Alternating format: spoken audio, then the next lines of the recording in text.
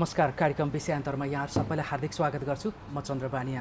दर्शकवृन्द, कार्यक्रमको आजको श्रृङ्खलामा हामी नागरिकको सुरक्षामा नेपाल प्रहरीको भूमिका कति भन्ने सन्दर्भमा आज हामी जान्ने प्रयास गर्नेछौँ। सन्दर्भ रहेको छ नेपालीहरूले महान चाडका रूपमा मनाउने दसैँ, तिहार, छठ लगायतका पर्वहरू र नेपाल प्रहरीको 69औँ स्थापना दिवसको सन्दर्भ पनि रहेको छ। यो सन्दर्भमा हामी के साँच्चीकै नेपाल प्रहरीको सङ्गठन नागरिकको सुरक्षामा नै केन्द्रित छ त? यदि छ भने चाडबाडको बेलामा भने असुरक्षित गतिविधिलाई नियन्त्रण गर्न नेपाल प्रहरी कति सक्षम छ, चुनौती कहाँ कहाँ देखिन्छ, आज हामी यिनै विषयमा केन्द्रित भएर छलफल गर्ने प्रयास गर्नेछौँ र प्रहरीको पछिल्लो विशेष सुरक्षा नीति के रहेको छ यो बारेमा पनि हामी जान्ने प्रयास गर्नेछौँ। अनि 69औँ प्रहरी दिवस मनाइरहँदा नेपाल प्रहरीले अब नयाँ कार्ययोजना के ल्याउँदैछ, यो विषयमा छलफलको लागि आज हामीसँग नेपाल प्रहरीका केन्द्रीय प्रवक्ता डिआइजी दानबहादुर कार्की हुनुहुन्छ। 25 वर्षभन्दा बढी समय नेपाल प्रहरीमा सेवारत उहाँको अनुभवमा खास गरी नेपालमा नागरिक सुरक्षा र अपराध नियन्त्रणमा प्रहरीलाई भोग्नु परेको ठुलो चुनौतीको रूपमा के देखिन्छ यो बारेमा पनि हामी जान्ने प्रयास गर्नेछौँ। यहाँलाई स्वागत छ कार्यक्रममा। धन्यवाद। नमस्कार। दसैँको अवसरमा विजयादशमीको यहाँलाई शुभकामना। शुभकामना मेरो पनि यहाँहरू र यहाँहरू मार्फत आम नेपाली जनसमुदाय दिदीबहिनी दाजुभाइहरूमा। हजुर, यो ठुलो चाडबाड मनाउने क्रममा जहिले पनि नागरिकमा असुरक्षित भएको महसुस हुन्छ, चाहे उपत्यकाभित्र राजधानी लगायतका, चाहे चाहिँ काम विशेषले बाहिर गएका, खास गरी छिमेकी देश भारतमा गएकाहरू नेपाल फर्कने क्रममा गौँडाहरूमा, नाकाहरूमा असुरक्षित महसुस गर्छन्। यसपटक दसैँ केन्द्रित यहाँहरूको विशेष सुरक्षा योजना के रहेको छ? यो अघिल्ला वर्षहरूको तुलनामा यस वर्ष विपद पछाडिको तत्कालको परिस्थिति हो, जहाँ नेपालको भौगोलिक बनोट अनुसार यहाँका सडकहरू पनि अलिकति बिग्रिएका छन्, कतिपय सडक वासआउट पनि भएका छन्, बाढी र पहिरोले गर्दाखेरि क्षतविक्षत पनि छन्। एउटा यो अवस्था र दसैँमा सम्पूर्ण नागरिकहरू आफ्नो पुर्खौली थलोतर्फ जाने योजना बनाएर जाँदै गर्दा नेपालका यी बिग्रिएका सडक समेतमा यो स्वाभाविक रूपमा सवारी साधनको चाप बढ्न जान्छ। अनि दसैँ र तिहारकोमा चाहिँ तराईतिर केही खास पूजा गर्ने ठाउँ बनाएर चाहिँ त्यहाँ पैसा असुली पनि गर्ने, जबरजस्ती पनि गर्ने किसिमका प्रवृत्ति एउटा त्यहाँतर्फ हेर्नुपर्ने, अर्को सडकमा बढ्दै गएको चापबाट सडकमा दुर्घटना हुन सक्ने अवस्था समेतलाई मध्यनजर गरेर ती ठाउँहरूमा बढी नै ध्यान दिनुपर्ने अवस्था छ। अब यही कुरालाई मध्यनजर गरेर नेपाल प्रहरीले अहिले आफ्नो नेपाल प्रहरीको मात्रै पनि झन्डै 60,000को हाराहारीमा जनशक्तिलाई परिचालन गरेको छ। त्यस्तै अन्य सुरक्षा निकायको पनि त्यस्तै गरी परिचालित छन्। जुन विपद पछाडिको अहिलेको परिस्थिति हो, यसमा सडक बिग्रेको हुनाले ती बिग्रेका सडकहरूलाई सम्बन्धित निकायले बनाउने र त्यसमा प्रहरीले सुरक्षा निकायले सहयोग गर्ने सम्मका कुराहरू छन्। त्यसमा हामी लागिराखेका छौँ।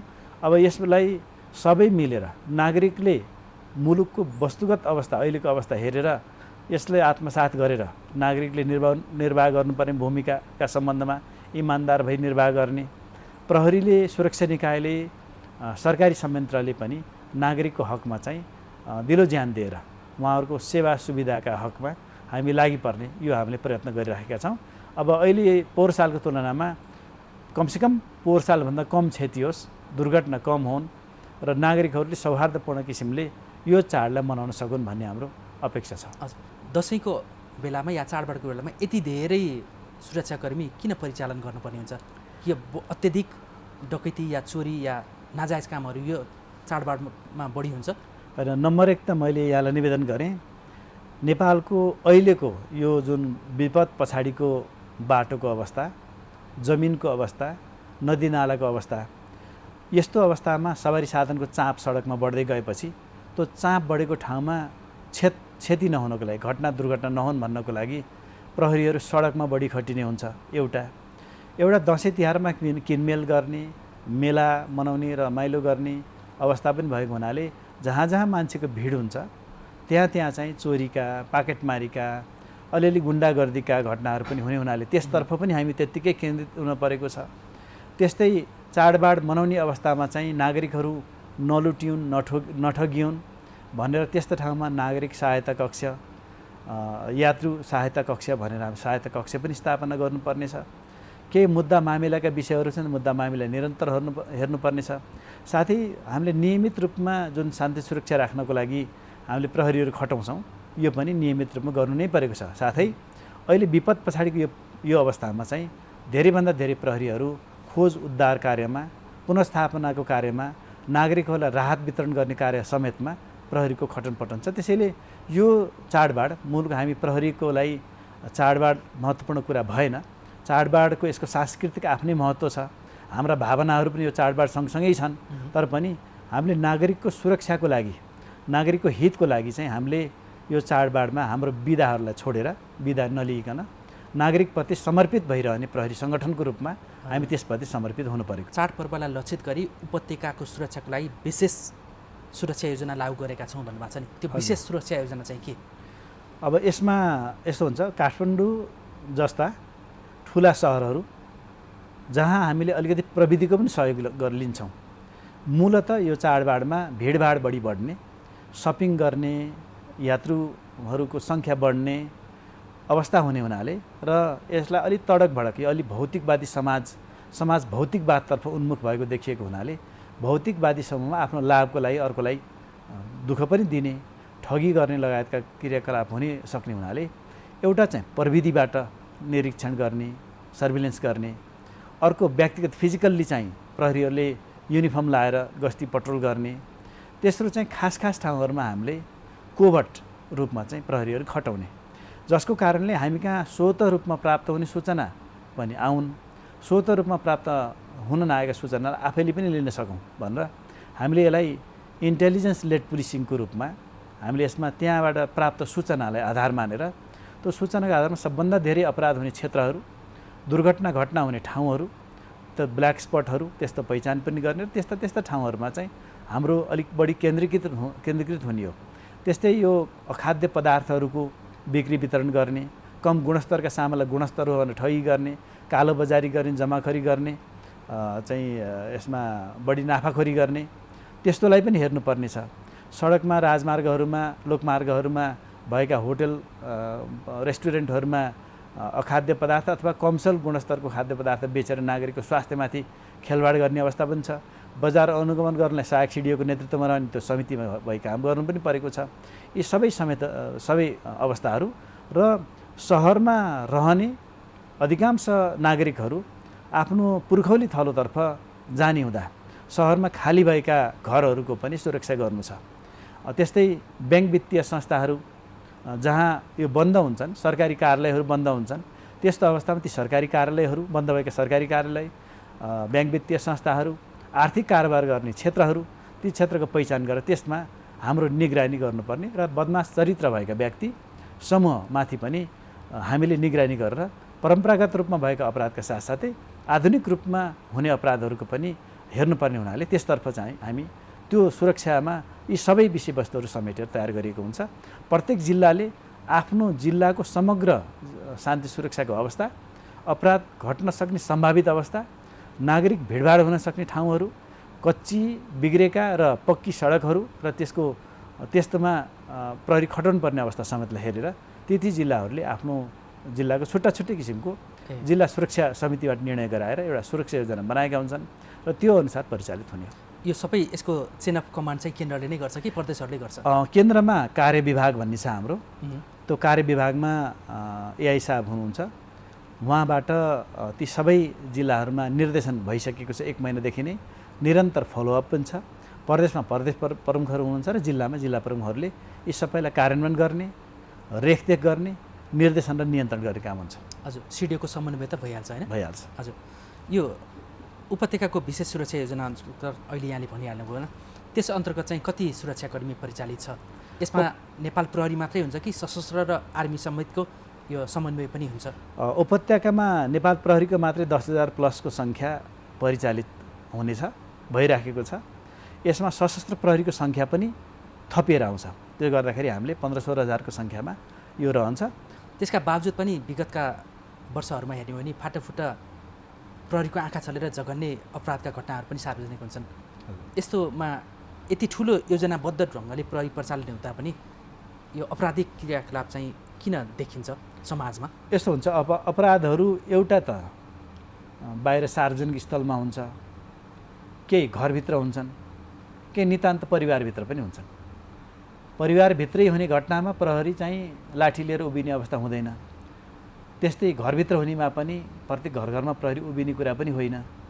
समाजमा हुने अवस्था कमसेकम घरभित्र चाहिँ प्रत्येक मान्छे सभ्य किसिमले आफ्नो व्यवहार गर्छ र पारिवारिक सुसम्बन्ध कायम गरेर काम भइरहन्छ भन्ने हो।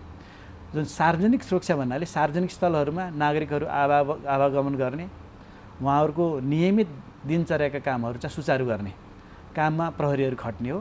तर यति भन्दै पनि नागरिकहरूको पनि सुरक्षाको मामिलामा उहाँहरूको पनि कर्तव्य हुन्छ। जहाँ जहाँ घटना हुन सक्ने अथवा भइरहेको अवस्था हुन्छ त्यस्ता ठाउँहरूमा प्रहरीलाई सूचना दिएर उहाँहरूले सहयोग गर्न सक्नुहुन्छ शान्ति सुरक्षा कायम गर्ने सवालमा। अब घरभित्र हुने व्यक्तिभित्र हुने परिवारभित्रै हुने समाजका बिचमा हाम्रो नियमित नियन्त्रण हुने कुरा हुँदैन। त्यस कारणले केही घटनाहरू हुन्छन् र केही दुर्घटनाहरू पनि अब नेपालको जस्तो किसिमको सडक छ त्यो सडकमा संयमित भएर सवारी नियमको पालना गरेर चलाउँदाखेरि चाहिँ घटना दुर्घटना हुन सक्ने सम्भावना अत्यन्त न्यून हुन्छ। तर यो हुँदाहुँदै पनि मादक पदार्थ सेवन गरेर सवारी चलाउने, लागु पदार्थ सेवन गरेर सवारी चलाउने, जथाभावी ओभरटेक गर्ने, अर्को मान्छेलाई पैदल यात्रुलाई महत्त्वै नदिने, जेब्रा क्रसिङमा महत्त्वै नदिने, पैदल यात्रुलाई चाहिँ बेपरवाह गर्ने, यस्ता किसिमका प्रवृत्ति हुँदाखेरि पनि केही घटना दुर्घटना हुन्छन्। त्यसको लागि नै प्रहरीहरू खटिएर त्यस्ता न्यूनीकरणका उपायहरू अपनाउने हो। तर अपराध हुनै नदिनको लागि चाहिँ नागरिक र प्रहरीको उत्तिकै सहकार्य, उत्तिकै चाहिँ चिन्ता चासो र उत्तिकै चाहिँ उनीहरूले कानुन मान्नुपर्छ भन्ने भावनाको विकास हुँदाखेरि नहुने अवस्था सिर्जना हुने। हजुर। अब अहिले चाहिँ राजधानी छोडेर जिल्ला जाने क्रम बढिरहेको छ होइन? त्यो जहिले पनि हुन्छ। दसैँ अगाडि जाने, दसैँ सकेपछि फेरि फर्किने हुन्छ होइन? यो राजमार्ग केन्द्रित सुरक्षाको विशेष योजना चाहिँ के छ? कसरी नियन्त्रण गर्ने अपराधिक क्रियाकलापलाई? राजमार्गमा हामीले एउटा त राजमार्ग गस्ती छ सवारी साधनको लागि, अखाद्य पदार्थ तथा कालोबजारीको लागि जिल्लामा सहायक प्रमुख जिल्लाधिकारीको नेतृत्वमा एउटा समिति छ। त्यसमा प्रहरीहरू उहाँले मागे अनुसार खटाइन्छ। अर्को चाहिँ त्यो क्रस पेट्रोलिङ भन्छौँ हामीले, त्यो नियमित रूपमा राजमार्गमा निगरानी बनाइराख्नको लागि एउटा सवारी साधन छुटेपछि अर्को प्रहरीको गस्तीको टोली आइपुग्ने, एउटा गस्तीको टोली छुट्यो अर्को गस्तीको टोली आइपुग्ने यो अवस्था हुने गरी र नियमित सडकको निगरानी हुने गरी, नियमित बजारको निगरानी हुने गरी र राजमार्गहरूमा जथाभावी किसिमको छतमा ओसार पसार गर्ने, कोचाकोच गरेर मान्छेलाई पनि गुन्द्रुक सम्झेर चाहिँ ओसार पसार गर्ने प्रवृत्तिलाई नियन्त्रण गर्नको लागि र नागरिकहरू पनि प्रहरीको आँखा छलेमा छतमा चढ्ने अनि प्रहरी देखिएमा छतबाट ओर्लिने पैदल हिँड्ने सम्मका प्रवृत्तिहरू पनि विगतदेखि अहिलेसम्म चलि नै देखेको हुनाले त्यसलाई रोक्नको लागि चाहिँ प्रहरीको उपस्थिति भइराखेमा त्यस्ता गतिविधिहरूको न्यूनीकरण हुनसक्छ भनेर त्यसमा हामीले चाहिँ नियमित रूपमा प्रहरीको भिजिबिलिटी बढाउने किसिमले काम गरेका हुन्छौँ। त्यो चाहिँ यसरी नेपाल प्रहरीको औपचारिक पोसाकमा र सिभिल ड्रेसमा दुटैमा हुन्छ कि? सादा पोसाकमा पनि हुन्छ, औपचारिकमा पनि हुन्छ। अर्को चाहिँ अहिले प्रविधिको सहयोग भनेको ठाउँ ठाउँमा CCTV मोनिटर गर्न सक्ने अवस्था छ। कतिपय सोसल मिडिया मोनिटरिङ गर्न हाम्रो प्रहरीले, साइबर ब्युरोले, अन्य प्रहरी युनिटहरूले सोसल मिडिया मोनिटर गरे हुन्छ। त्यसमा व्यक्तिले लेखेका, घर छोड्छु भनेका, आफू घर छोडेर बाहिर जाँदैछ, म घर छोडेर बाहिर जान्छु भनेर सूचना चुहाएका यस्ता अवस्था समेतलाई हामीले हेरेर त्यस्ता ठाउँहरूमा पनि हामीले थाहा पाएसम्म, बुझेसम्म र पूर्वानुमान गर्न सक्ने अवस्थासम्म चाहिँ हामीले प्रहरीको टोली खटाउँछौँ। हजुर, अहिले यहाँले महत्त्वपूर्ण कुरा गर्नुभयो।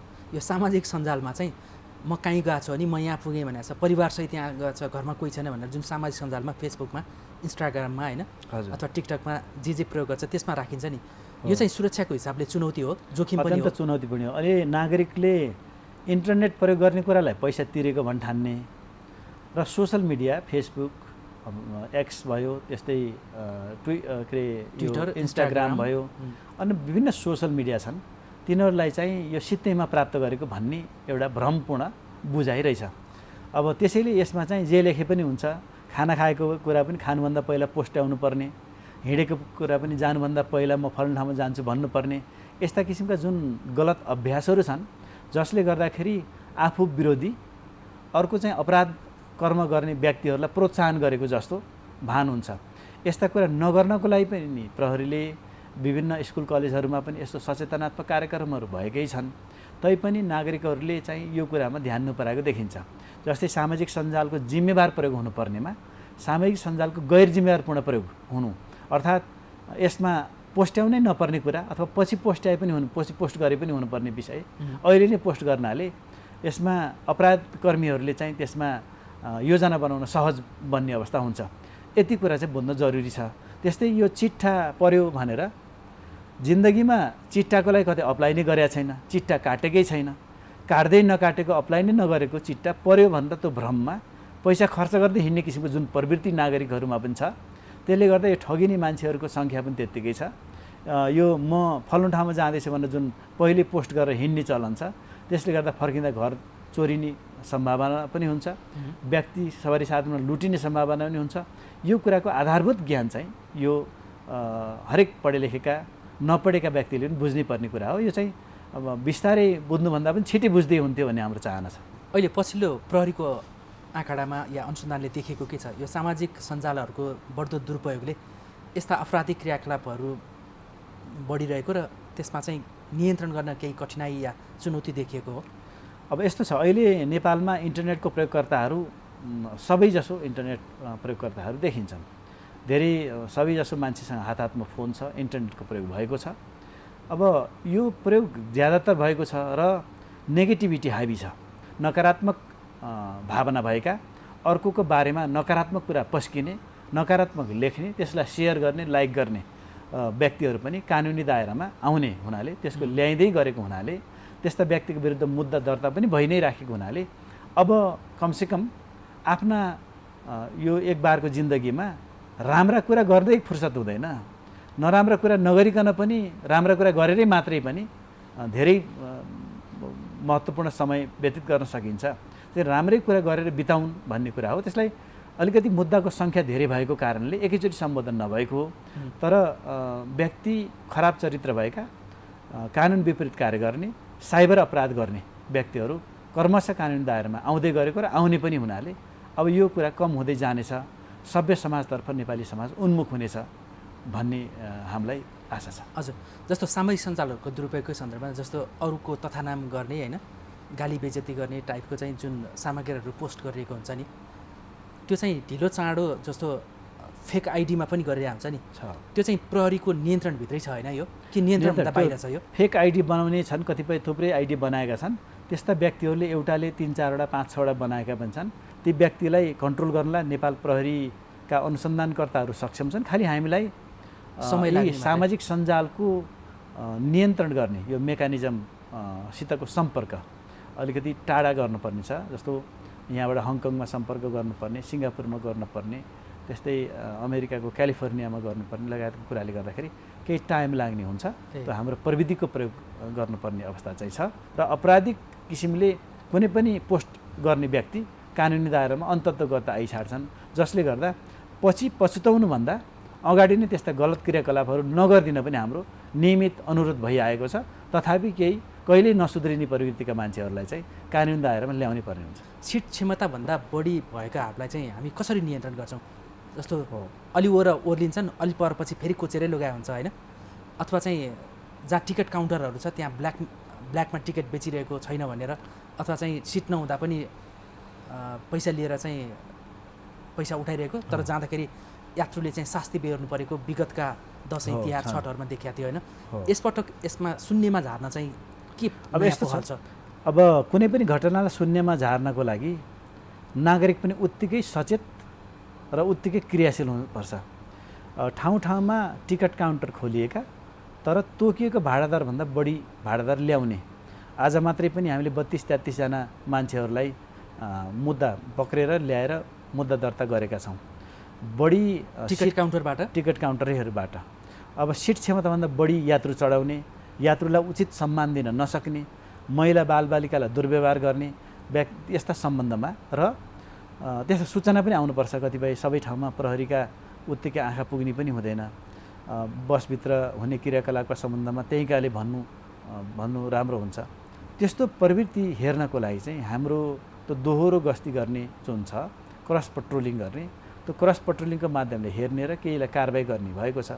केहीलाई कारबाही सिम्बोलिक रूपमा हामीले कारबाही गरेको ठाउँबाट कारबाही हुन्छ भन्ने सन्देश लिएर सभ्य समाज बनाउन चाहने सबै आम नेपाली दाजुभाइ दिदीबहिनीहरूले यसतर्फ चाहिँ समयमै त्यसको विरोध गर्ने, त्यस्तो प्रवृत्तिलाई हाबी हुन नदिने र आफू छतमा नचढ्ने। त्यो जोखिमपूर्ण यात्रा छतमा त सवारी साधनमा ब्याग मात्रै राख्ने हो त्यो बसहरूमा, त्योभन्दा अरू मान्छे चढाउनु हुँदैन।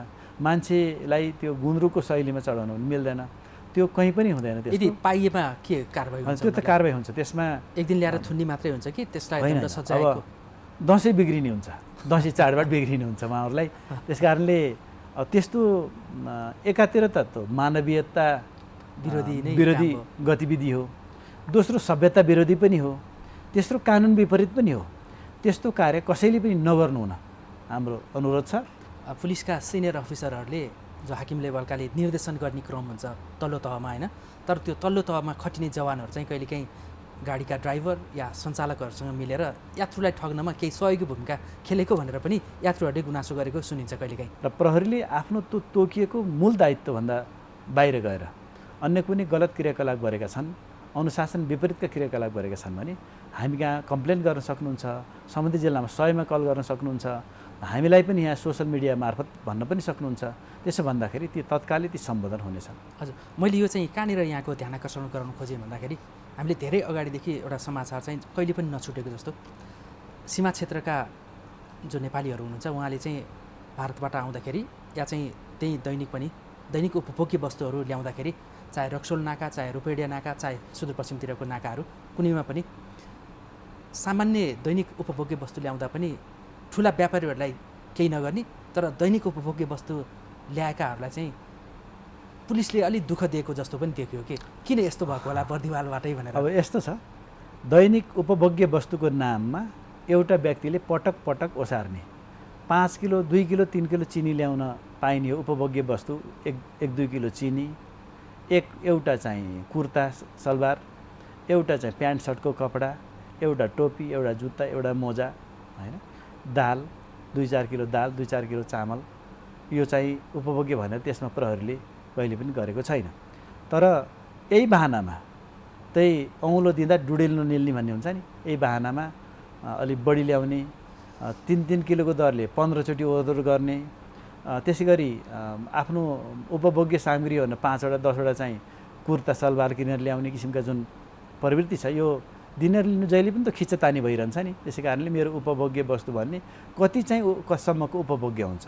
एउटा व्यक्तिलाई 1 दिन 1 हप्तासम्मको लागि उपभोग्य वस्तु हुनसक्छ, तर त्यसको अलावा महिनौँ दिनको लागि, वर्षौँ दिनको लागि, व्यापारिक प्रयोजनको लागि, मूलत हाम्रो ध्यान भनेको कुनै पनि व्यक्तिले व्यापारिक प्रयोजनका लागि ल्याएको हो भन्नेसम्मको शङ्का गर्नुपर्ने अवस्था भएमा त्यस्तो व्यक्ति भन्सार तिरेर जाने भन्ने हो।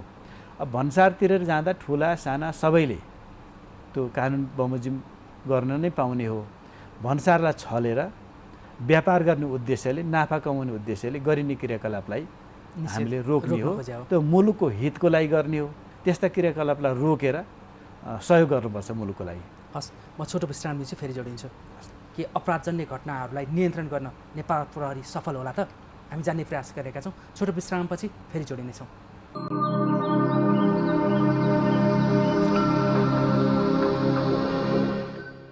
यो छोटो विश्रामपछि पुनः स्वागत छ कार्यक्रम विषयान्तरमा। आज हामी नागरिकको सुरक्षामा नेपाल प्रहरीको भूमिका कति छ, चाडबाड केन्द्रित सुरक्षा व्यवस्था कति भरपर्दो छ नेपाल प्रहरीको भन्ने सवालमा नेपाल प्रहरीका केन्द्रीय प्रवक्ता एवं डिआइजी दानबहादुर कार्कीसँग आज हामी जान्ने प्रयास गरेका छौँ।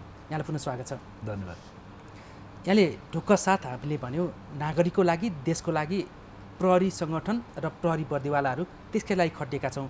हामी दसैँ भन्दैनौँ, तिहार भन्दैनौँ, ठुला चाडबाड भन्दैनौँ, हामी नागरिकसँगै सडकमै हुन्छौँ भन्नुभयो होइन यहाँले। यो उत्साहजनक छ, यहाँहरूलाई हामीले स्याल्युट गर्नैपर्छ। किनभने जुनै पनि विपदमा अग्रमोर्चामा नागरिक सुरक्षाको लागि देखिने भनेको नेपाल प्रहरी नै हो, त्यसपछि मात्रै अन्य सुरक्षा निकाय आउँछ होइन।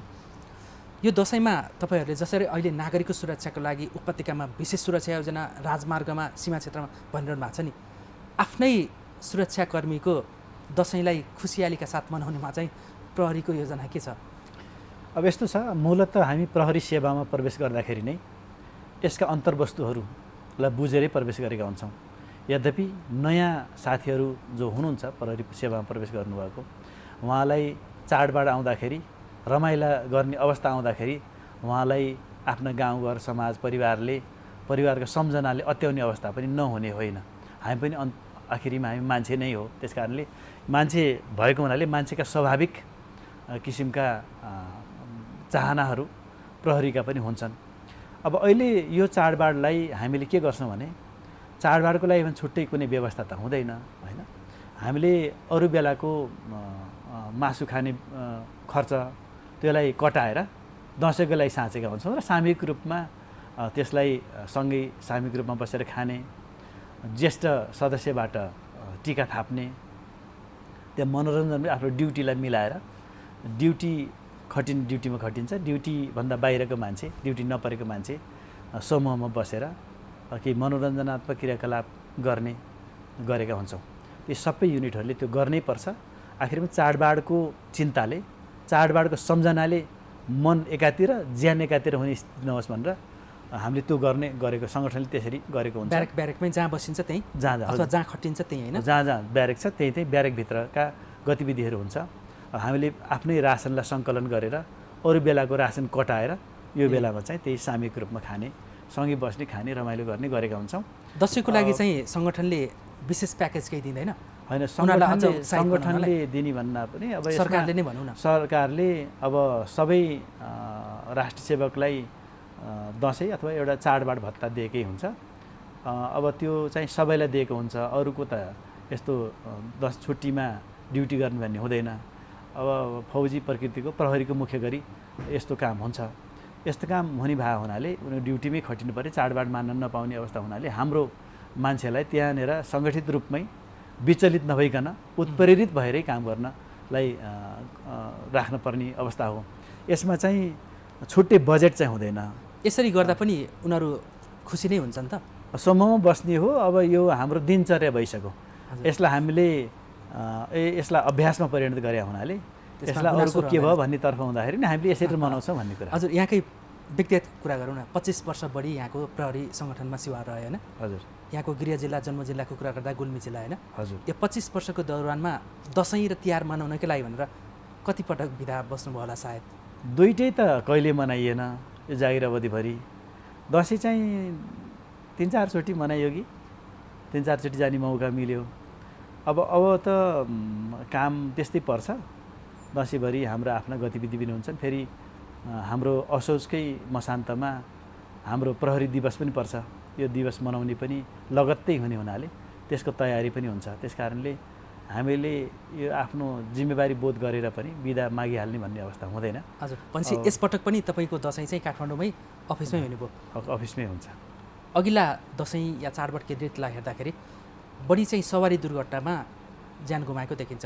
जस्तै 600 देखि 800 को सङ्ख्यामा सडक दुर्घटना भइरहेको र हरेक दसैँको क्रममा सडक दुर्घटनाकै कारण चाहिँ 100 बढीले ज्यान गुमाएको देखिन्छ।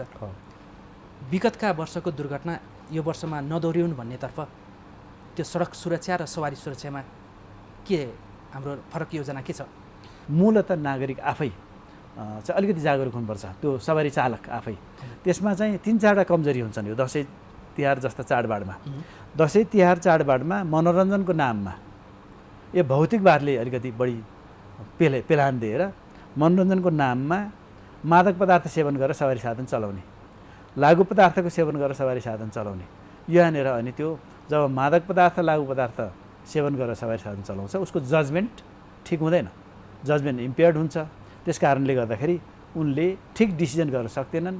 कि ओभर स्पिड गर्लान्, कि कन्फिडेन्स बढी गराउलान्, अनि क्षति गराउलान्। त्यस कारणले त्यस्ता कुराहरूमा जुन रक्सी पसलहरू भए, रक्सी जथाभावी बिक्री गर्ने ठाउँहरू भए, अखाद्य पदार्थ मिसाएर बनाउने ठाउँहरू भए, त्यस्ता कुराको पनि निगरानी गर्ने र त्यस्ता ठाउँहरूलाई बन्द गर्ने कारबाही गर्ने कुराहरू पनि यसभित्र छन्। कति बजेसम्म खोल्न पाइने, त्यसपछि नपाइने? खोल्न त नियमित रूपमा चाहिँ अब होटलहरू, रेस्टुरेन्टहरू, डिस्कोथेकहरू खोल्न सक्ने समयहरूलाई हामीले यसमा बन्देज गर्दैनौँ। त मूलतः खोल्ने त आफूले सवारी साधन नचलाइकन रक्सी खानु छ, केही खानु छ भने अर्काको सवारी साधन आनन्दले चढे भयो नि त, अरू चलाउने सवारी साधनको चालकले चाहिँ सेवन गर्न भएन। ठिक हालतमा हुनु पर्यो, त्यसरी चलाउने हो। त्यसैले यो रेस्टुरेन्ट बन्द गरेर, अरू होटल बन्द गरेर भन्दा पनि त्यो त्यहाँ सेवन गरेको व्यक्ति चाहिँ चालकको रूपमा नहिँड्दाखेरि चाहिँ दुर्घटना कम हुने हो। त्यसैले त्यसतर्फ चाहिँ हाम्रो बढी ध्यान हुन्छ। नेपाल प्रहरीमा अहिले तत्कालै आजकै दिनमा कमसेकम 635वटा सवारी साधन चाहिनेवाला छ, भर्खरै चाहिएको छ। अलरेडी हामी सर्टेजमा छौँ 600 भन्दा बढी पट्रोल गर्नको लागि, दैनन्दिन गस्ती गर्नको लागि, गस्ती पट्रोल गर्ने, निगरानी गर्ने, नागरिकको सुरक्षाको लागि। अहिले जति पनि हेड क्वार्टरले चाहिँ खास परिस्थितिमा जुन चलाउने बसहरू छन्, 1, 2, 4वटा बस जे छन् त्यसलाई मर्मत सम्भार गरेर त्यसलाई हामीले चलाउने हो। त्योभन्दा बाहेकको अब अरू नागरिक असुरक्षित हुने गरी गर्ने क्रियाकलापलाई रोक्नलाई नै खटिने हुन्छ। तर गस्ती पट्रोलमै खटिनुपर्ने मुख्य दायित्व हो हाम्रो। त्यसमा नहुँदाखेरि पनि त्यस्ता जुन अलि विपदका दुःखका अवस्थाहरूमा प्रहरी सधैँभरिको सबैको सारथी भएको हुनाले हामी त्यस्तो काम गर्ने हो। यहाँले भन्नुभयो भने पेट्रोलिङको लागि नै 600 भन्दा बढी सवारी साधनको आवश्यक छ भन्नुभयो होइन? आवश्यक छ, उपलब्ध किन भएन? अब हाम्रो नियमित बजेटभित्रकोमा हाम्रो 7देखि 8% मात्रै यो पुँजीगत खर्च हुने हो होइन। त्यसमा भवन निर्माणका कुराहरू छन्। अब द्वन्द्वमा ध्वस्त भएका भवनहरूको पुनर्निर्माणको कुरा छ। सवारी साधनहरू प्रहरीको त 24 घण्टा गस्ती गर्ने सवारी साधन एउटा व्यक्तिले चलाए जस्तो पनि हुँदैन, अलिक चाँडो बिग्रिने पनि हुन्छ। यो सवारी साधनहरूको अभाव छ। यसलाई नियमित रूपमा को बजेटले किन्दाखेरि पुग्दैन। नपुगेका कारणले चाहिँ बजेट कम भयो, वार्षिक बजेटै कम भयो होइन। त्यो जम्मा 7देखि 8% हाम्रो पुँजीगत खर्च हुने हो। त्यसमा भवन निर्माणमा धेरै खर्च हुन्छ, सवारी साधन एकदम कम हुन्छ। यो अपराध नियन्त्रणको लागि तपाईँहरू चाडबाड केन्द्रित मात्रै 60,000 भन्नुहुन्छ, अघि पछि त तपाईँहरू 1 लाख आसपासमा प्रहरी छ, त्यो सबै नै परिचालितै अवस्था छैन। जम्मा 79,000 छ स्वीकृत दरबन्दी। हजुर, 4,000 3-4,000 चाहिँ जहिले पनि सर्टेज हुन्छ। 3 करोड जनतामा 79,000 प्रहरीले नागरिकको सुरक्षा प्रदान गर्न सक्छ त? अब यस्तो छ, अब युएनले हिसाबले पनि तोकेको दर भनेको 300 भन्दा कम छ होइन युएनको दर।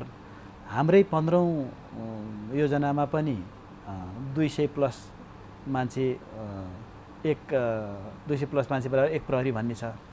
तर हामीले ठाउँमा हेरिकन कुनै ठाउँमा 400 जनाले एउटा प्रहरीले हेर्नुपर्ने छ, कुनै ठाउँमा चाहिँ 450 जनालाई हेर्नुपर्ने छ। यस्तो अलिकति प्रेसर चाहिँ छ। यो प्रेसर चाहिँ फेरि हाम्रो तोकिएको शान्ति सुरक्षा बाहेक हामीले अब भाइटल इन्स्टलेसनहरूको सुरक्षा गर्ने पनि छ, विकास निर्माणका काममा सघाउने पनि छ।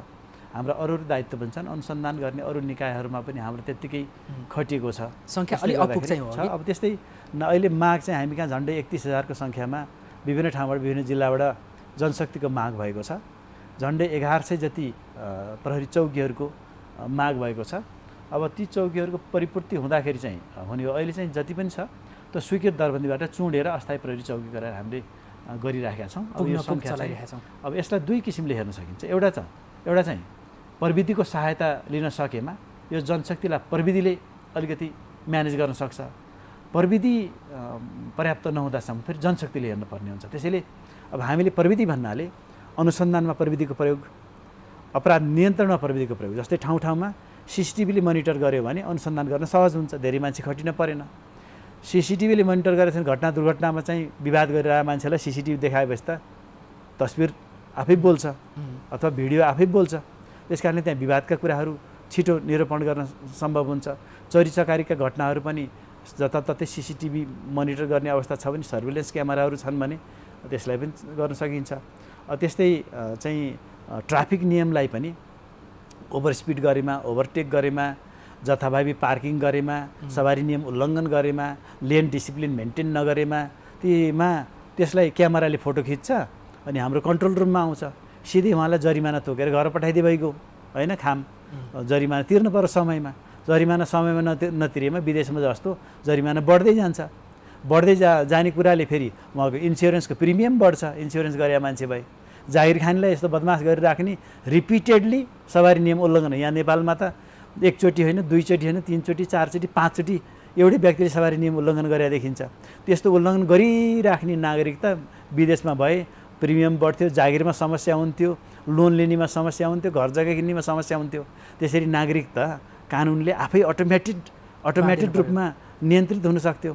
त्यसो गर्दाखेरि हाम्रो पनि त्यो पद्धति भइदिएमा सडकमा ट्राफिक जुन हात हल्लाएर जुन ट्राफिक म्यानेज गरे हुन्छ हात हल्लाउने ठाउँमा चाहिँ त्यो ट्राफिक लाइटले म्यानेज गर्छ, थोरै प्रहरी बसी भयो। त्यसैले प्रहरी प्रविधिको प्रयोग व्यापक बनाउँदा प्रहरी कमले पनि पुग्छ, प्रविधिको प्रयोग अलिक कम हुँदाखेरि प्रहरी जनशक्ति बढ्छ। त्यसैले हामी दुईटै कुरामा सामञ्जस्यता ल्याउन सकेमा हामीलाई सजिलो हुन्छ। राष्ट्रिय अन्तर्राष्ट्रिय तालिम प्राप्तले पनि हाम्रो नेपाल प्रहरीको चाहिँ छवि राम्रो छ अनुसन्धानमा भनिन्छ होइन।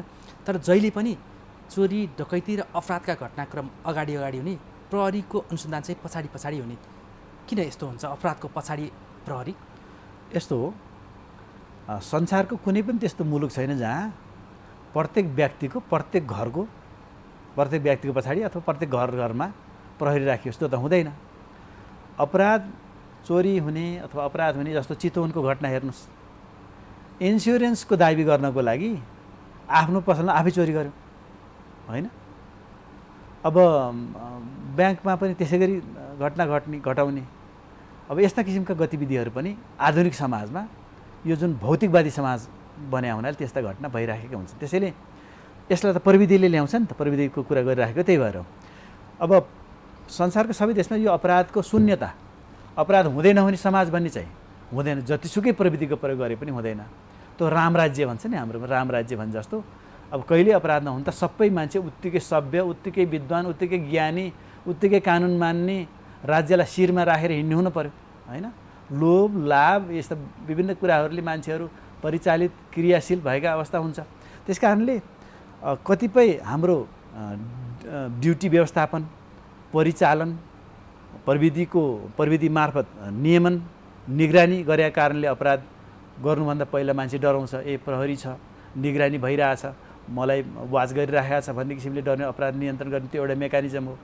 अर्को चाहिँ अनुसन्धान गरेर, सफल अनुसन्धान गरेर बदमासहरूलाई, जोसुकै बदमास भयो भने त्यसलाई कानुन दायरामा जानुपर्छ एक दिन, यो कहीँ संसारको कुनै कुनामा भागेर पनि मुक्त हुन सकिन्न भन्ने कुराहरू भए। अब जस्तो सहकारी ठगीहरूमा चाहिँ व्यक्ति, त्यही संलग्न व्यक्तिले कागज मिलाएछ, के गरेछ, त्यहाँ ठगी गरेछ, यस्ता कुराहरू चाहिँ प्रहरी त्यहीँ बसेर हेर्ने भन्ने कुरा हुँदैन। त्यसैले अपराध घटेपछि, कतिपय अपराध घटेपछि थाहा हुने हुन्छ। प्रहरी कहाँ रिपोर्ट पनि अपराध घटिसकेपछि पीडितले रिपोर्ट गर्ने अवस्था हुन्छ। कतिपय अपराधहरू पहिले प्रहरीको पूर्व सतर्कता, पूर्व क्रियाशीलताको कारणले अपराध घट्न रोक्ने हो। संसारमा यो कुरा यहाँलाई पनि थाहा छ कि संसारमा कुनै पनि मुलुक छैन जहाँ अपराध हुँदै नभएको होस्। अपराध चाहिँ मान्छे भएका ठाउँमा, बरु प्राणी मात्रै भएको ठाउँमा एउटा नियमित रूपमा जे गर्नुपर्ने त्यही गर्ने होला, मान्छे भएको ठाउँमा अपराध भएको छ। अब त्यस कारणले मान्छेलाई नै सबभन्दा निगरानी गर्नुपर्ने अहिलेको चुनौती हो। त्यस कारणले यो जुन विकासोन्मुख देशमा चाहिँ छिटो धनी हुने, अनि राम्ररी बस्ने, अलिकति रमाइलो गर्ने, मोजमस्ती गर्ने भन्ने कुरा अलिक बढी हाबी भएको देखिँदा तेस्रो वर्ल्ड भन्छ नि, तेस्रो विश्वमा यस्तामा अलिकति बढी अपराधिक क्रियाकलाप भएको र यो त प्रथम विश्वमा पनि छ। यो पनि क्लियरै भयो। अब अलिकति यो विपदको कुरा गरौँ न। विपदमा जुन अघिल्लो विपद छ 10, 11, 12को, हजुर, त्यसमा अब 200 भन्दा बढीले त ज्यान गुमाए, 246 को होइन। अब अर्बौँको क्षति भएको छ, अब सडक विच्छेदै भएको छ होइन। त्यसपछिको त्यो उद्धार र राहतमा यो गृह मन्त्रालय र प्रहरी सङ्गठन बिचको केही समन्वयको काहीँ ग्याप भएको हो? होइन, त्यस्तो केही ग्याप छैन। यस्तो हुन्छ, यसलाई के गरी बुझ्दा सहज हुन्छ भने हरेक दुर्घटना हुँदा अथवा अझ डिजास्टर हुँदाखेरि, विपदका अवस्थामा सबैतिर विपद आइराखेको हुन्छ। कहीँ बाढी हुन्छ, कहीँ पहिरो हुन्छ, कहीँ चेपुवा हुन्छ, कहीँ मिसिङ हुन्छ, कहीँ ह्यू एन्ड क्राई हुन्छ। यी सबै अवस्थामा एकैचोटि सबै ठाउँमा परिचालित हुनुपर्ने हुन्छ। एउटै व्यक्ति एउटाभन्दा बढी ठाउँमा परिचालित पनि हुनुपर्ने हुन्छ। एकैचोटि सबै ठाउँमा सबैजना मिलेर एकैचोटि सम्बोधन गर्न सक्ने अवस्था हुँदैन। त्यस कारणले यसमा चाहिँ जो जहाँ छ त्यहीँबाट जाने हो। त्यसैले प्रहरी मात्रै आएपछि विपदमा उद्धार गर्ने भन्ने होइन। विपदमा उद्धार गर्न जो नजिकै छ उसले उद्धार गर्ने हो। त्यसपछि प्रहरी पनि आउँछ र यसमा एउटा संस्थागत रूपमा सङ्गठित भएर सामूहिक रूपले गर्ने काम चाहिँ प्रहरीले गर्ने हो। तर उद्धारको काम त प्रहरी आउला र उद्धार गरौँला भनेर होइन कि जो जसले उद्धार गर्न आफ्नो क्षमताले भ्याउँछ त्यसले गर्ने हो। त्यसैले मन्त्रालयले संयोजन गरेका छ। हाम्रोमा पनि विपद व्यवस्थापन प्राधिकरणै छ होइन, प्राधिकरण त सरकारको छ। प्रहरीभित्र चाहिँ विपद व्यवस्थापन विभाग एउटा महाशाखा छ, एसएसपीको कमान्डमा रहन्छ। त्यो महाशाखा एक ठाउँमा छ, तर विपद त महाशाखा भएको ठाउँ मात्रै आउँदैन। काठमाडौँमा महाशाखा छ, विपद त काभ्रेमा सबभन्दा धेरै आएछ, धादिङमा आएछ, काठमाडौँमा आएछ, ललितपुरमा आएछ। ठुला 5वटा विपद भएका के अरे जिल्लाहरू भन्यो भने काभ्रे 1 नम्बरमा छ, दोस्रो ललितपुरमा छ, तेस्रो धादिङ छ, चौथो काठमाडौँमा छ, 5औँ सिन्धुपाल्चोक छ। अब यसरी एकै ठाउँमा विपद भएको ठाउँमा सबै ठाउँमा प्रहरी दौड्दै जाँदा टाइम लाग्ने हुन्छ। फेरि विपदमा सवारी साधन नचल्ने अवस्था सिर्जना हुन्छ, विपदमा व्यक्ति हिँडेरै गएर रेस्पोन्ड गर्नुपर्ने अवस्था आउँछ।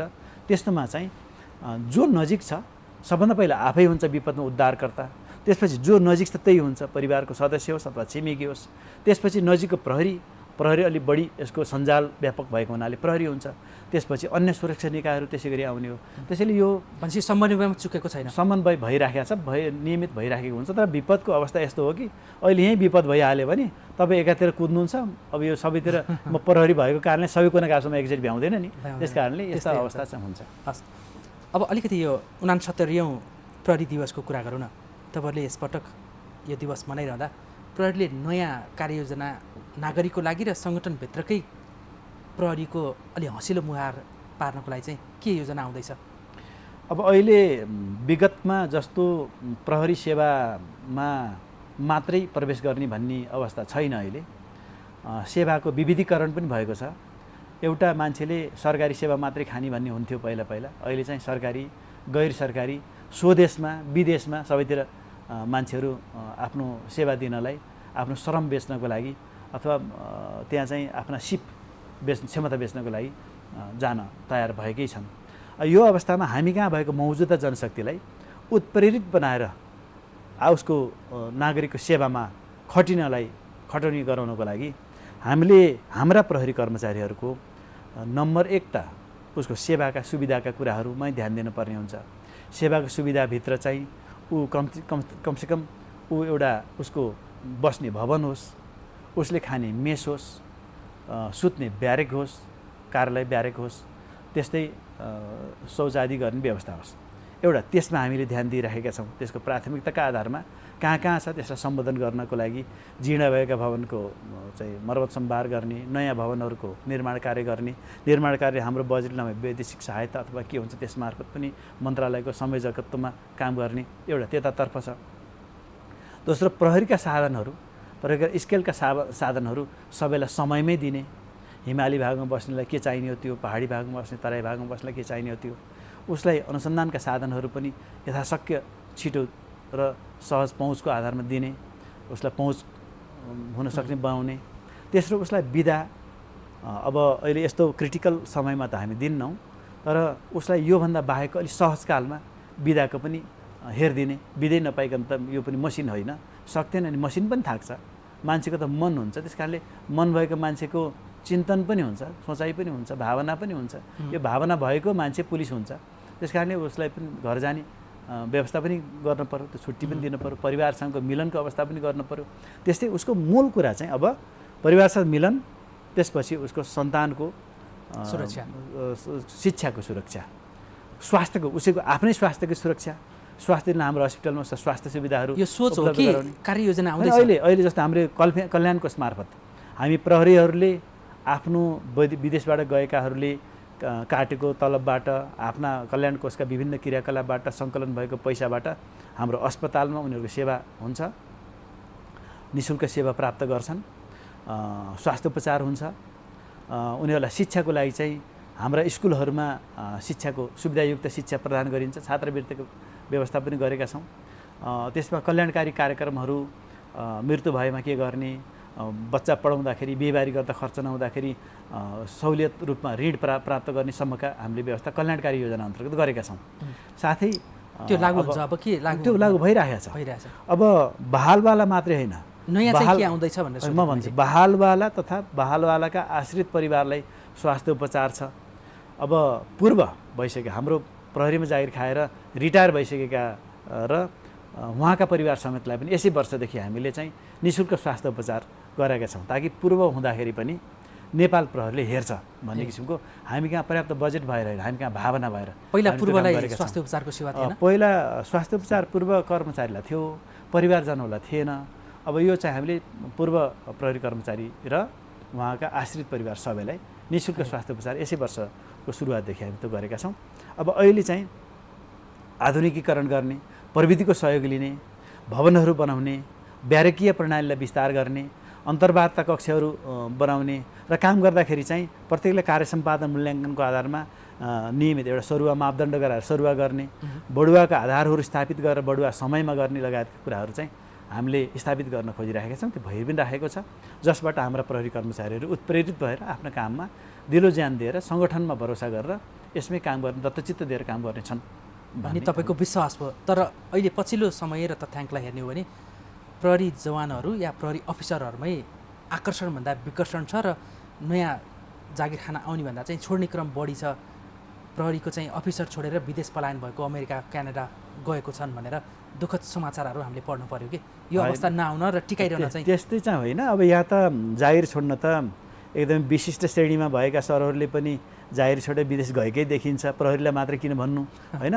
प्रहरी सेवामा भएको मान्छे, प्रहरी सेवामा भएको जवान आफ्नो रिटायरमेन्ट, आफ्नो नियमित रूपको अवकाशपछि उसले नेपाल प्रहरीमा रहँदा बस्दा प्राप्त गरेको ज्ञान, सिप, क्षमता को भरपुर उपयोग गर्दै विदेशमा पनि यो छनौटमा परेको छ र विदेशमा पनि चाहिँ उत्तिकै आकर्षण छ उसलाई विदेशमा पनि त्यत्तिकै डिमान्ड छ भने नेपाल प्रहरीले उत्पादन गरेको सिपयुक्त व्यक्ति नेपाल प्रहरीमा योगदान गरिसकेपछि उसको पारिवारिक जीवनयापन भरण पोषणको लागि अझ राम्रो सुखमय जीवनको लालसाले उसले आफ्नो नेपाल प्रहरीमा को योगदान पश्चात ऊ बाहिर पनि सेलेबल छ भने त यो त चिन्ताको विषय होइन नि।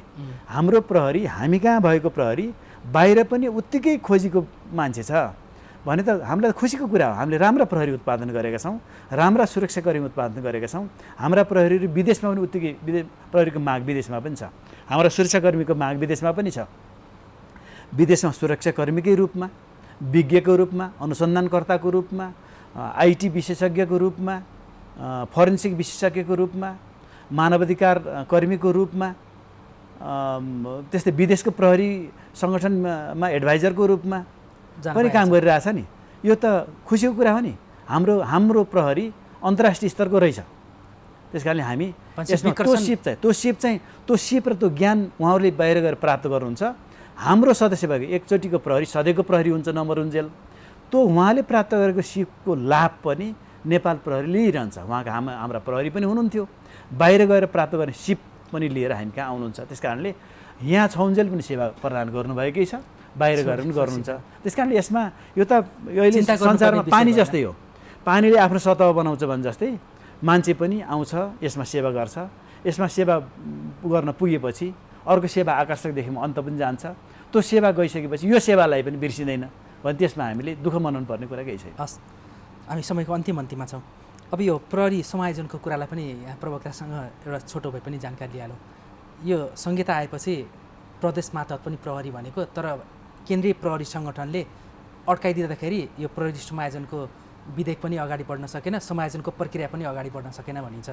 सङ्गठनका तपाईँ लगायत तपाईँभन्दा माथिका तहकाहरूले किन यसलाई हलो अड्का जस्तो अड्काएको होइन? यी त यहाँले यो हल्लाको पछि लाग्नुभयो होइन। अब यो यस्तो होइन। मूलत हामी कानुन कार्यान्वयन गर्ने निकाय, कानुन कार्यान्वयन गर्ने निकायले कानुन बमोजिम काम गर्ने हो। हामीलाई नेपालको संविधानले परिकल्पना गरेको सङ्घीय प्रहरी र प्रदेश प्रहरीको जुन संरचनाको कल्पना गरेको छ, कानुन कार्यान्वयन गर्ने निकाय भएको नाताले हिसाबले हामीले नेपालको संविधान, नेपालको ऐन नियम अनुसार हामीले काम गर्ने हो।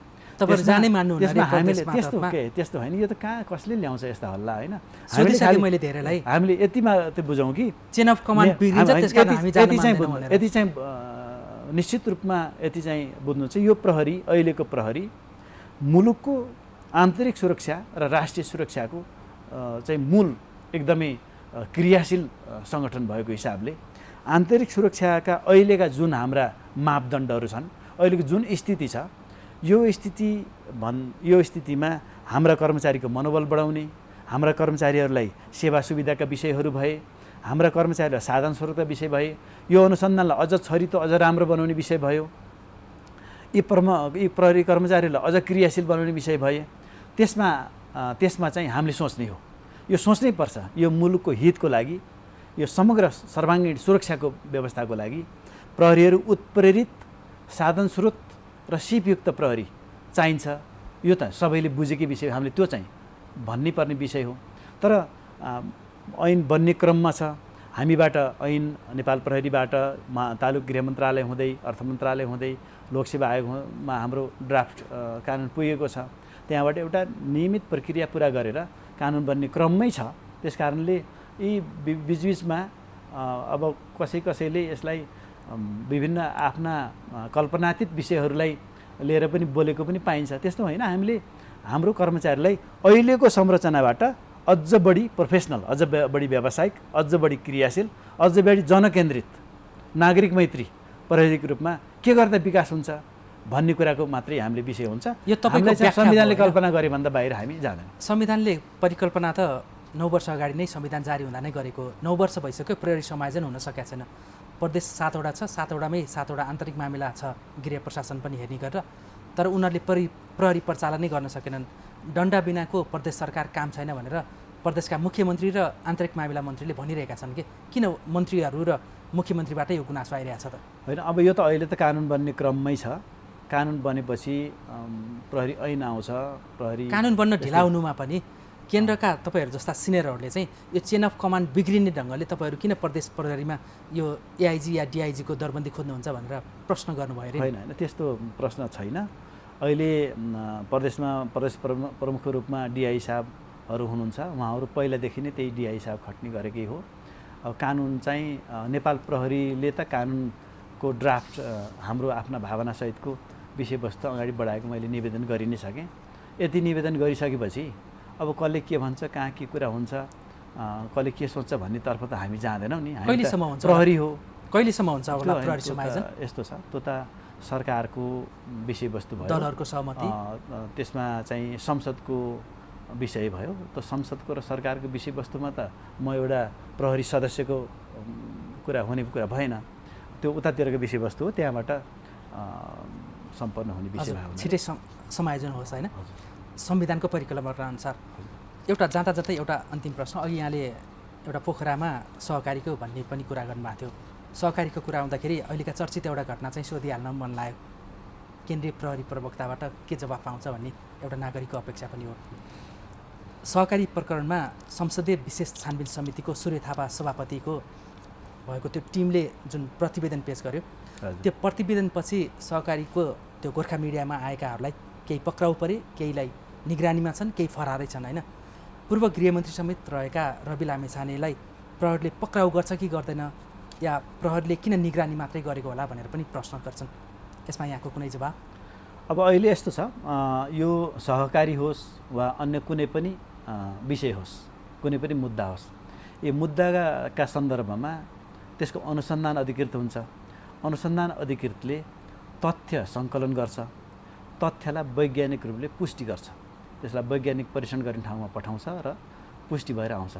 त्यो तथ्यका आधारमा, अब आधुनिक समाजमा अहिले त तथ्यको आधारमा, कथ्यको आधारमा होइन, कथनीको आधारमा होइन, तथ्यको आधारमा, फ्याक्टको आधारमा कानुन बमोजिम अहिले चाहिँ वैज्ञानिक परीक्षण गरेर, हामी सधैँ त्यही भन्छौँ नि। अब त्यत्तिकै गऱ्यो भने पुरुषले यत्तिकै गऱ्यो भन्छ होइन? यत्तिकै गर्नु त अहिलेको पहिलाको जस्तो होइन नि त।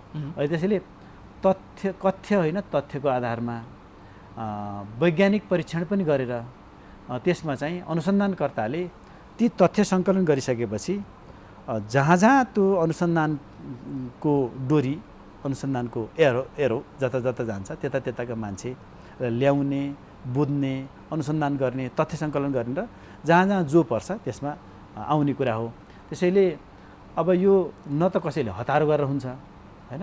अनुसन्धानकर्ताले जुन दिन तथ्य प्राप्त गर्छ, जुन दिन त्यसको वैज्ञानिक परीक्षण गर्छ, त्यतिखेर चाहिँ कानुनी दायरामा आउने विषय भएको हुनाले त्यो अनुसन्धानकर्तालाई चाहिँ कसैको इच्छाले यसै गरे हुन्थ्यो अथवा उसै गरे हुन्थ्यो भन्नुभन्दा पनि उहाँले अब यी तथ्यहरू पुगे, यी तथ्यले चाहिँ व्यक्तिलाई अभियोजन गर्छ भन्ने हुँदाखेरि चाहिँ लाने हो हामी। किनभने यसमा प्रहरीले अनुसन्धान गर्ने हो।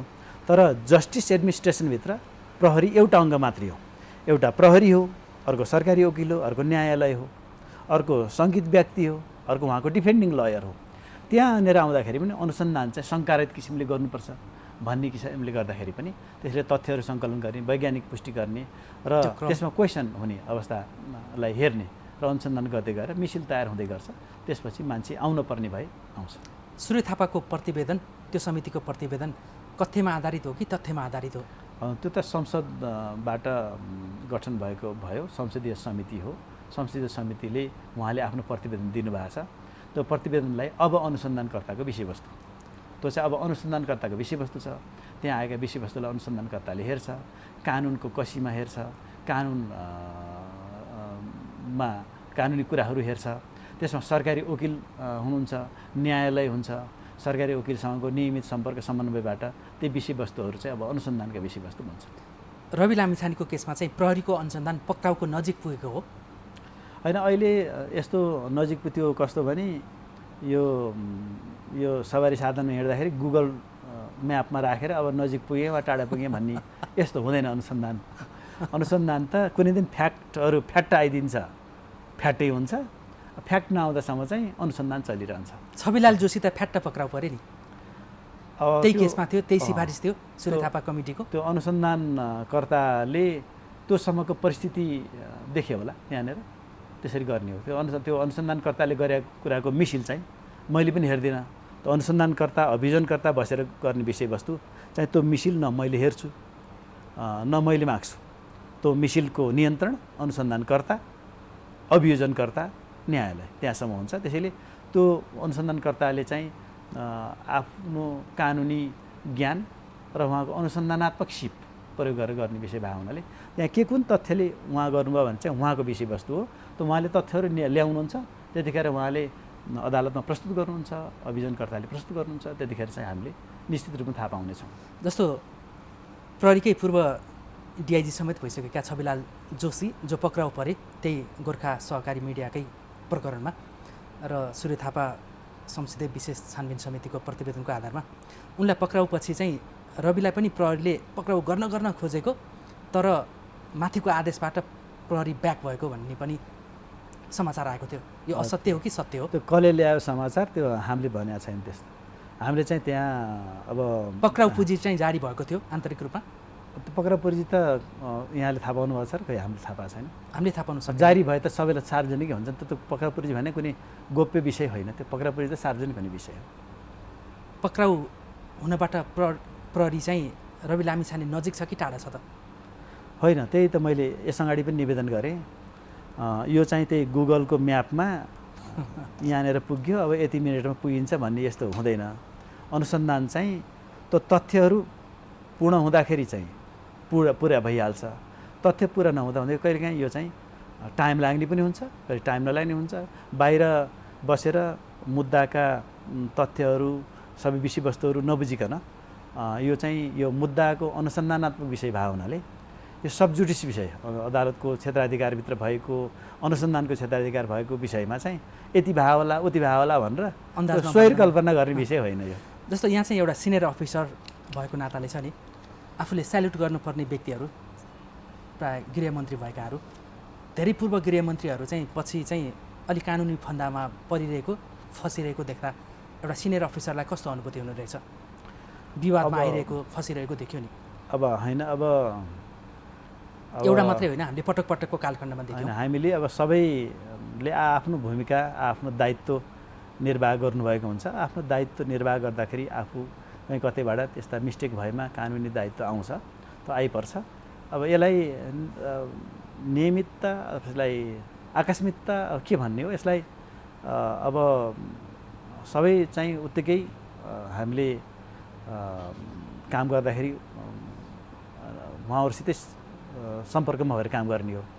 तर अब कोही त्यस्ता घटनाहरू हुँदाखेरि चाहिँ अब त्यो कानुनले पहिलाउने कुरा हो, यसमा खासै केही भन्ने विषय हुँदैन। आफूले मान्दै आएको त्यो लिडरसिप, नेतृत्व, त्यो खराब आचरणमा देखिँदाखेरि आफ्नै मातहतले चाहिँ फेरि पक्राउ गर्नुपर्ने, कानुनी कठघरामा उभ्याउनलाई सहयोग गर्नुपर्ने देख्दा चाहिँ आफूलाई खल्लो अनुभूति हुँदैन? कोही पनि नपरोस् भन्ने नै हुन्छ। हामी अपराध रहित समाजको सिर्जना होस् भन्ने हो, अपराध नहोस्, शान्तिपूर्ण समाज होस् भन्ने हो। प्रहरीको जहिले पनि चाहना मुद्दा चलाउने भन्दा पनि मुद्दा नचल्ने स्थिति, अपराधी नहुने स्थिति। त्यसैले हामीले हाम्रो पहिलो प्राथमिकता भनेको शान्ति सुरक्षा कायम राख्ने, अपराध हुन नदिने भन्ने हो नि। हस्, समय सकिएको छ। महत्त्वपूर्ण समय र विचारको लागि यहाँलाई धन्यवाद। धन्यवाद यहाँहरूलाई पनि। र यो प्रहरी दिवसकै सन्दर्भ भएर यो संवाद भएको हुँदा आम नेपाली दाजुभाइ दिदीबहिनीहरूलाई यो प्रहरी दिवस तथा आसन्न यो बडा दशैँको अवसरमा सम्पूर्णमा म हार्दिक सुख शान्ति समृद्धिको हार्दिक मङ्गलमय शुभकामना पनि व्यक्त गर्न चाहन्छु। सबैमा नमस्कार। हस्, धन्यवाद। दर्शकवृन्द, कार्यक्रम विषयान्तरमा आज हामीले नेपाल प्रहरीका केन्द्रीय प्रवक्ता एवं डिआइजी दानबहादुर कार्कीसँग नागरिकको सुरक्षामा नेपाल प्रहरीको भूमिका कति, चाडबाड केन्द्रित सुरक्षाको विशेष कार्ययोजना के छ भन्ने सवालमा हामीले जान्ने प्रयास गऱ्यौँ। यिनै संवादको साथ कार्यक्रमबाट हामी बिदा हुन्छौँ। नमस्कार।